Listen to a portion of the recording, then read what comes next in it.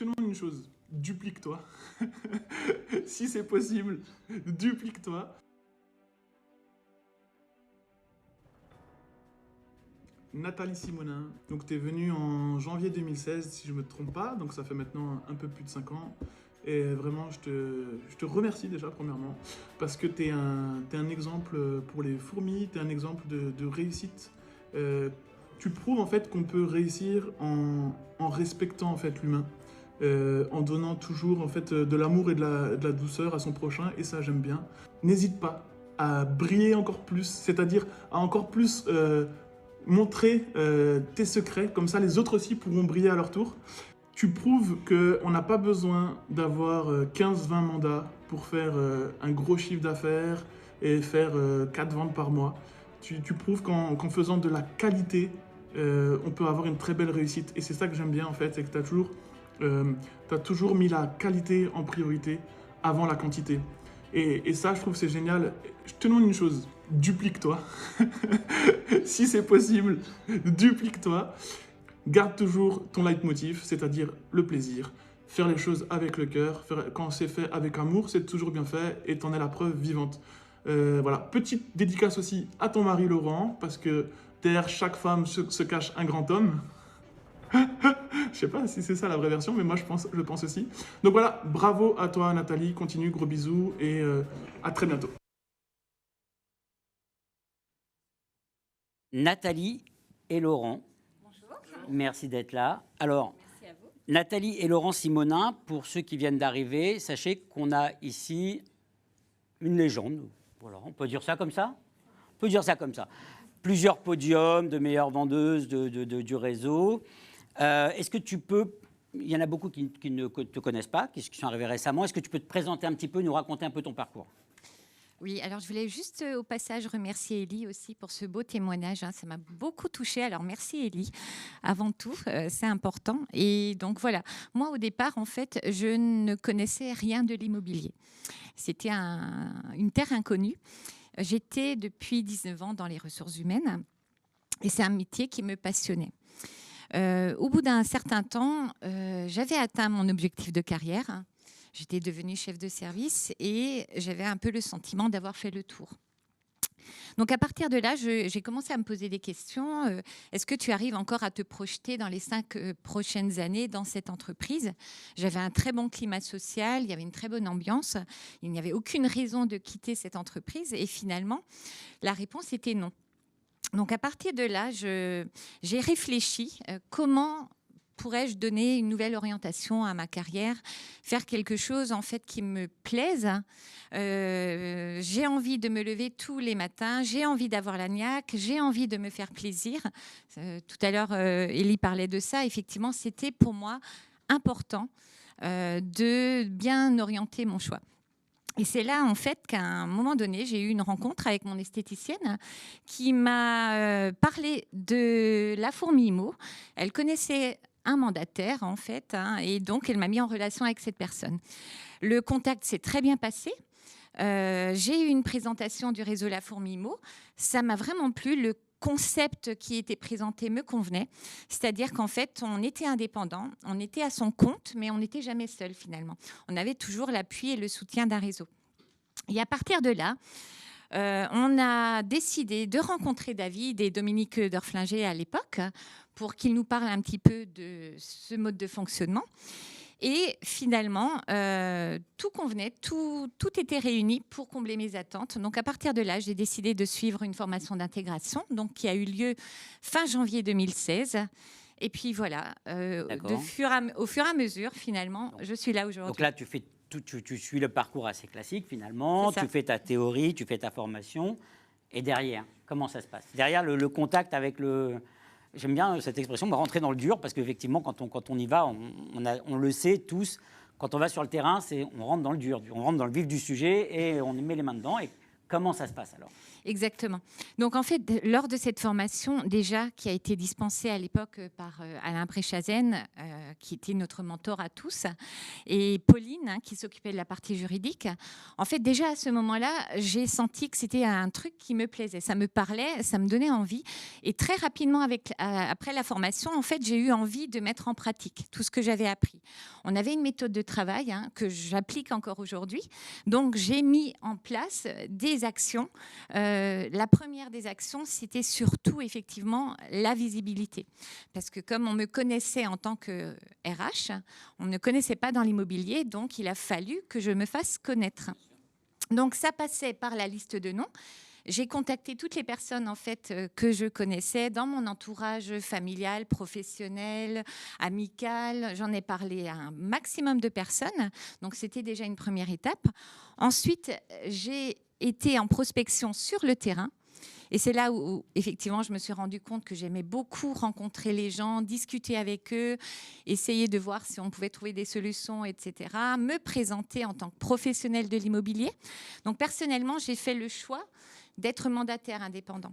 Je m'occupe principalement de faire des ventes. Je ne sais pas si on l'a dit, ça fait donc 5 ans maintenant que tu es dans le réseau. Ça fait 5 ans. On ne l'a pas dit, donc ça fait 5 ans.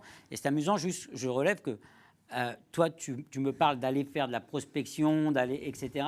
Et on avait Gwendoline juste avant, qui elle est là depuis 1 an et demi, et qui, sa réussite passe aussi par la rue, par le tap-tap et par aller voir les voisins. Exactement. Vous avez un peu la même démarche. En fait, Je pense qu'au début, de toute façon, pour être visible, il faut être vu. Donc, on n'a pas le choix. Il faut qu'on aille sur le terrain. Et effectivement, comme Gwendoline, j'ai fait beaucoup de tap-tap ou de scan street, comme on dit en Alsace. Et puis, finalement, ça a marché au fur et à mesure. Voilà, j'ai commencé à être reconnue sur mon secteur. J'ai rentré mes premiers mandats. Donc, le premier mandat, c'était tout un événement, forcément. La première offre, le premier compromis. Voilà. Et au fur et à mesure, en fait, mon objectif était de satisfaire le client pour obtenir une recommandation derrière. Voilà. Et les choses ont fait leur chemin. Et aujourd'hui, effectivement, j'ai de la chance de travailler principalement sur recommandation. D'accord, donc tu travailles beaucoup sur recommandation. Et alors, j'ai posé une question, c'est quoi peut-être tu vas pouvoir nous le dire, mais je crois que tu vas nous le dire parce que je sais que tu es beaucoup dans le partage, en fait. Exactement. J'ai entendu beaucoup parler de toi, on s'est rencontrés très récemment, mais j'avais beaucoup entendu parler de toi et je sais que tu es dans le partage. Je sais que même il y a des gens de mon équipe qui t'ont appelé et tu as été très, très bienveillante avec eux. Tu les as très bien reçus et je te remercie. C'est gentil. Et je voudrais savoir quelle est la recette de ton succès. Je ne sais pas si on peut parler de recette, en fait. Pour moi, c'est de me faire plaisir avant tout. C'est vraiment ça, c'est qu'à partir du moment où j'avais fait ce choix, c'était un choix délibéré, on ne m'a pas obligée à intégrer ce réseau, c'était mon choix personnel. À partir de là, ça ne pouvait que marcher finalement. Je ne subissais plus la situation puisque c'est moi qui avais décidé d'eux. Donc à partir de là, effectivement, j'ai pris beaucoup de plaisir à travailler sur le terrain, mais également à échanger avec mes collègues. Donc, j'ai de la chance d'avoir des super fourmis à Mulhouse, que je salue si elles m'entendent. Et on a vraiment beaucoup... on passe beaucoup de moments ensemble à faire des débriefings, à se former, à s'informer. Il y a un partage d'expérience qui est très enrichissant pour moi. Et aujourd'hui encore, j'assiste à ces débriefings parce que ça me permet aussi de m'enrichir. C'est pas parce qu'aujourd'hui j'ai cette expérience, ce parcours, que finalement tout s'arrête. Voilà. Je voudrais profiter de ça pour vous dire que ceux qui ne sont pas de Mulhouse, les débriefings, etc., vous pouvez y participer. Ils sont sur l'extranet. Vous pouvez vous inscrire aux réunions de Mulhouse, comme les jeunes de Mulhouse peuvent s'inscrire aux réunions de Charenton. Il faut vraiment qu'on arrive à avoir ce mélange Exactement. On est d'accord, régional, on va dire, on va l'appeler comme on veut, mais c'est important qu'on puisse profiter chacun des expériences des autres, je crois. Exactement. Et je voulais signaler que je remercie Christophe Bouquet de nous avoir invités, Laurent et moi, parce que c'est grâce à lui qu'on est là aujourd'hui, en partie. Et il a fait un travail considérable quand même pour organiser cette journée. Donc voilà, merci Christophe, un grand merci. J'étais ravie déjà de rencontrer quelques personnes que je ne connaissais pas en venant ici. Et c'est vraiment très enrichissant et ça m'a donné une niaque d'en faire, même si l'exercice aujourd'hui est un petit peu stressant. Mais voilà, on prend du plaisir avant tout. Moi, aujourd'hui, après ces 5 années, c'est que du bonheur, vraiment. Et j'essaye de le partager autour de moi. J'essaye d'aider toutes les personnes qui ont des doutes ou des freins ou des peurs. Voilà, j'essaye d'accompagner. Tu le partages déjà, je crois que tu l'as partagé déjà avec ton mari. Ben voilà, justement, j'ai eu cette chance-là, au bout de 4 ans, d'avoir mon mari. Finalement, c'était assez amusant parce que je suis devenue sa marraine. également. Donc c'est un ami, un mari, un amour et également mon filleul. Voilà. Et Alors, j'espère effectivement qu'ensemble, on va continuer cette belle aventure. Laurent, Que dire après ça? C'est déjà, compliqué. moi, je voudrais savoir comment tu vis ça au départ, quand elle t'annonce qu'elle va se lancer dans l'immobilier, quand rapidement, qu'est-ce qui se passe dans ta tête à ce moment-là? Elle te dit, je vais lâcher un boulot où je suis RH, je suis super bien, et je vais me lancer comme indépendante dans l'immobilier. On va dire c'est quelque part le choc, mais bon, je la connais bien. C'est quelqu'un qui va de l'avant, qui tranche très vite et qui passe à autre chose d'une manière très très rapide. Donc, tu es content d'être toujours là finalement. Ah toi. oui, bien sûr. Parce qu'elle aurait pu faire la même chose avec toi, je veux dire. Mais bien sûr. D'accord. Et donc, du coup, je l'ai accompagnée. De toute façon, je n'avais pas le choix quelque part. Et je connais sa détermination. Je sais que quand elle a décidé de faire quelque chose, je vais dire, elle fonce, elle va vraiment jusqu'au bout.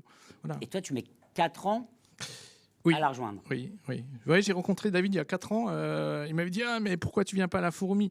Et puis moi, je suis quelqu'un de très très résilient, même quand j'ai des problèmes dans mes boulots. Donc, du coup, au bout de 4 ans, je suis là en fait. Voilà. Je veux dire, ça fait partie des accidents de la vie, des choses qui arrivent. Et pan, je me retrouve là, quoi.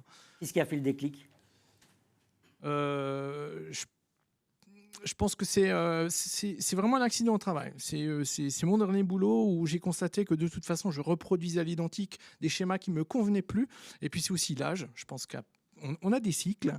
Et à un moment donné, je veux dire, on se trouve plus bien là où on est. Donc on veut absolument essayer de changer. Et la fourmi, c'était l'opportunité. Alors, je me suis engagé sur 2 voies, celle du courtage en financement et celle de la fourmi. Et au final, celle qui a gagné, c'est la fourmi. C'est là où je me suis réalisé le plus vite possible. Et puis le plus, c'est qu'il faut vraiment savoir que je suis un ancien cadre financier, donc j'avais un boulot, on va dire, plutôt austère, sans beaucoup de relations. Donc faire la fourmi, c'est une remise en question qui est absolument phénoménale et très très importante pour moi, parce qu'il a fallu vraiment que je sorte de ma zone de confort, quoi. Ouais. Et aujourd'hui, comment vous êtes répartis un petit peu le travail? Comment vous travaillez ensemble? Alors je pense en bonne intelligence, tout simplement parce que Nathalie, elle est très très performante à la fois sur sa cible et sur son secteur. Et moi, je m'éclate beaucoup plus dans la partie développement réseau. D'accord. Donc finalement, on a adopté un certain partage de tâches. Je dirais que si elle a des cibles, qui sont hors secteur, c'est moi qui me propose éventuellement d'y aller, parce qu'elle veut vraiment se concentrer sur sa cible. Et moi, en l'occurrence, je m'occupe du développement réseau. Je voulais rajouter justement que le fait d'avoir cette progression au sein du réseau, moi, ça m'a aussi permis d'être visible sur les réseaux sociaux.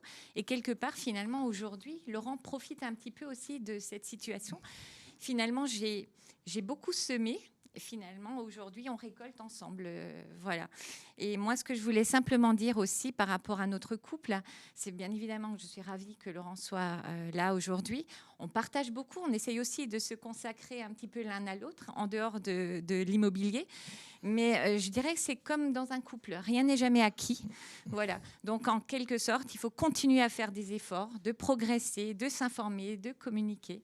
Voilà. Tout ça dans la joie, dans la bonne humeur. C'est pas toujours facile, clairement, mais on essaie de faire de notre mieux. Et c'est ce que je retiens aujourd'hui.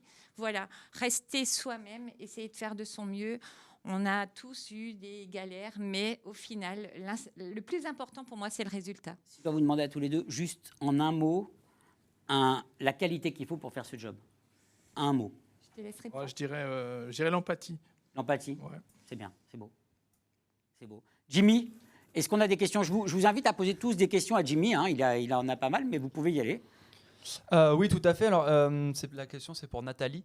Est-ce qu'il y a des personnes qui t'ont dit non au début et qui, par la suite, t'ont fait confiance? En dehors de ton mari. Mon mari m'a dit oui tout de suite. En dehors de mon mari, bien évidemment, il y a des gens, au départ, la confiance, elle n'est pas gagnée d'emblée. Il faut faire ses preuves. Donc voilà, j'ai rien lâché, comme Gwendoline. Hein, je pense que même si au départ, le chemin, il n'est pas forcément évident, mais il ne faut rien lâcher. Il faut travailler, il faut de la constance, de la régularité. Moi, je pense que c'est important, justement, cette régularité dans le travail qui fait aujourd'hui que depuis mes débuts, finalement, aujourd'hui, j'ai 5 ans derrière moi, avec un bilan plutôt positif. Donc, à partir de là, voilà, même si on vous dit non, c'est pas grave, au suivant, et on recommence. Chaque vente, chaque étape, je dis toujours qu'on remet les compteurs au début. Et ça, c'est important. Il n'y a jamais rien qui est définitif ou acquis. Donc, il ne faut pas se dire, ben voilà, on est bien positionné, ça marche bien. Et au final, tout va bien, je ne fais plus rien. Non, chaque jour, je reste dans le mouvement, dans l'action, et je continue de semer pour récolter ensuite. Autre chose, Jimmy ? Oui, une deuxième question. Est-ce que vous travaillez chacun de votre côté ou est-ce que vous travaillez ensemble ?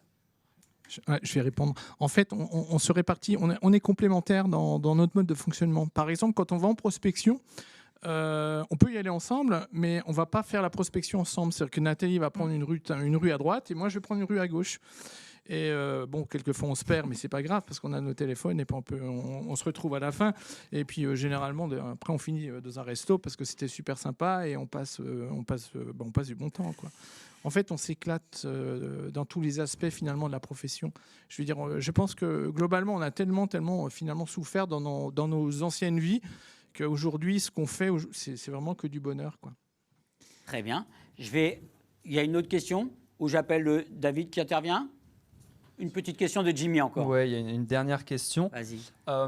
Comment vous arrivez à couper du mode boulot au mode perso? Parce que je pense qu'il y a un vrai secret par rapport à ça. Moi, j'ai préparé l'entretien avec eux. En fait, ils marquent dans l'agenda de 8h, de 20h à 22h, on ne parle plus travail.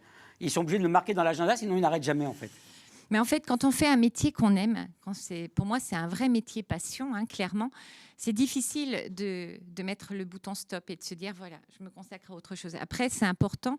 On se connaît depuis longtemps, Laurent et moi, mais c'est aussi important de se préserver des petites plages à nous. Donc, on y arrive, hein, malgré tout. On a de la chance aujourd'hui parce que notre fille est grande, hein, donc elle n'a plus besoin qu'on intervienne pour son éducation et autres, mais voilà, on essaie toujours de concilier le travail et le plaisir avant tout. Et ça fonctionne puisque aujourd'hui, ça fait 31 ans qu'on est sur ce schéma-là, même avant d'être dans l'immobilier, et je crois qu'on est plus heureux que jamais, voilà. Bien. David, je vais prendre un micro pour David. Merci Thierry. Je t'en prie, chef. Nathalie et Laurent, bonjour. Bonjour.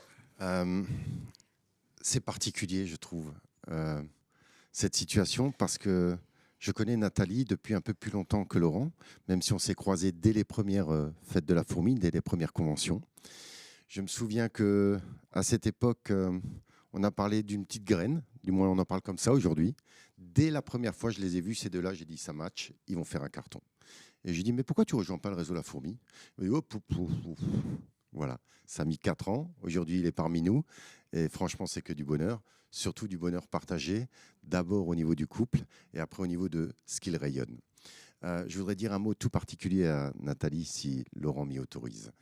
Je connais Nathalie depuis longtemps.